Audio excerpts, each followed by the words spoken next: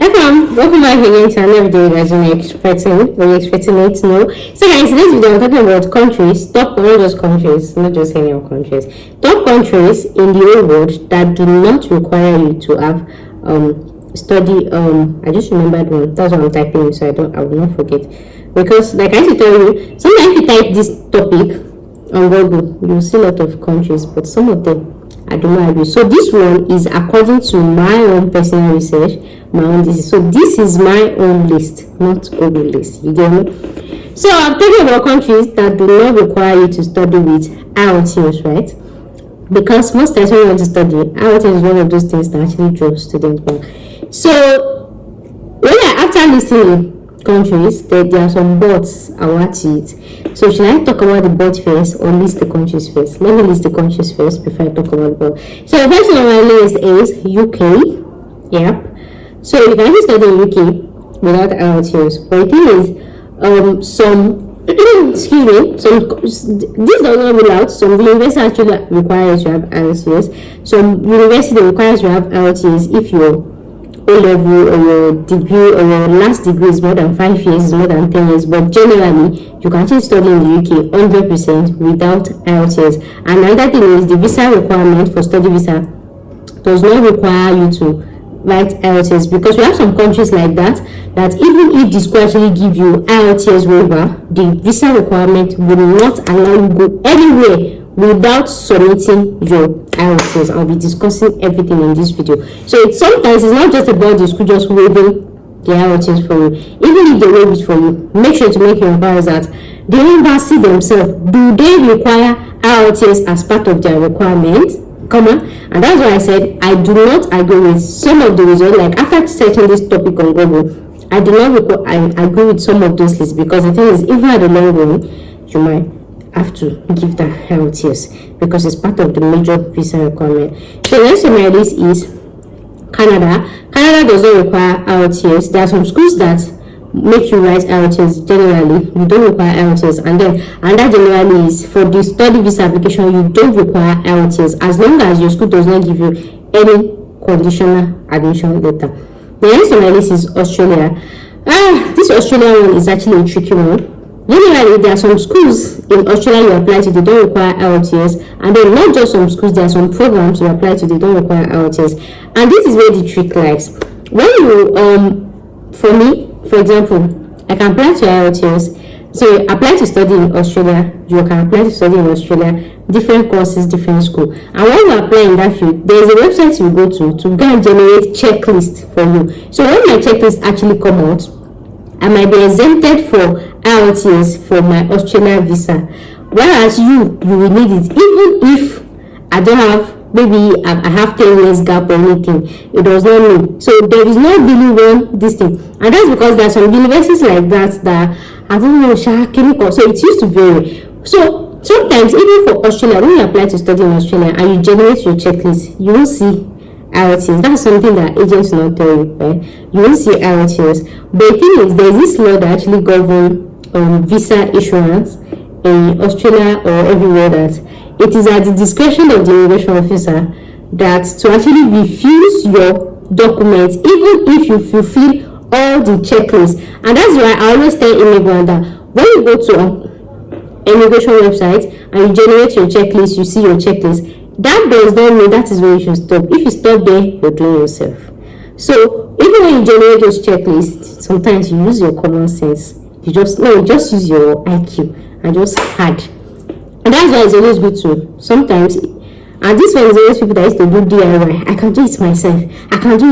It's just to go on their website. When you go onto their website, you see just very short documents. If something like that, there's actually a way to back it up that the visa officer might actually refuse your application even if you submitted all the documents in the checklist. Because sometimes when you submit documents in the checklist, you might actually need supporting documents to actually back up your application. So if you're actually applying to Australia, in as much as you can get universities that actually give IELTS waiver, it is actually advisable, in as much as for the study visa requirement, it is not a compulsory requirement. Like I said, some people have waiver, some people do not have waiver, depending. But even if you have waiver, it is actually advisable, advice to actually write IELTS just to add to your application. So even if your school will wait for you, it's advisable to just write it. Even if it's TOEFL, if it's just write it and just to fulfill all righteousness. Yes, just to fulfill. But like I said, it's not a compulsory criteria. So next on my list is New Zealand. You know, I used to tell you that Australia and New Zealand, now same way should they shop. They used to attend meeting in the same cover. So same actually applies to New Zealand. But I think that, yeah, but not really for New Zealand. I think if New Zealand is giving you an exception, they will give you an exception with their full chest, not like they don't wait for you in one corner. Yeah, so you can actually study in New Zealand as well without visa IELTS. The next on my list is Ireland. And the funny thing is, I made a video about universities in Ireland that actually exempt IELTS. Yeah, they were exempt too. But part of the visa requirement, compulsory visa requirement, is IELTS. If you're coming from a country like Nigeria, yeah, this what I'm saying does not apply to all countries, right? I'm just talking in front, I mean, view of my country, Nigeria. So if they request something from Nigeria, so what is Ghana? What is Cameroon? The request from you is always South Africa that is exempted. So for Ireland, it's actually part of their requirement. Study visa requirement, IELTS is part of it. So even if the school exempts you still have to write it. As I said, I'm making this video. I don't know if there will be more changes. The next one is Germany. Germany is also another country you can study full chest without IELTS. IELTS is not part of their study visa requirement. Once the school exempts you for admission study without IELTS, the embassy got nothing on you, and that's it. So next on my list is Austria. Austria is another country that you can study without IELTS. Once you've got your admission and your school did not give you any conditional offer letter, you apply for a visa. You don't need to submit IELTS. And that on my list is Malta. Malta is another country that you can actually study without IELTS, but most of you, I think once you get waiver, Malta is also another country. Once you get waiver for IELTS, you don't have to submit IELTS for visa. The next one is India. This is one of the countries that people do not put my. I think I made a video about studying in India. I'll put the link in my description box.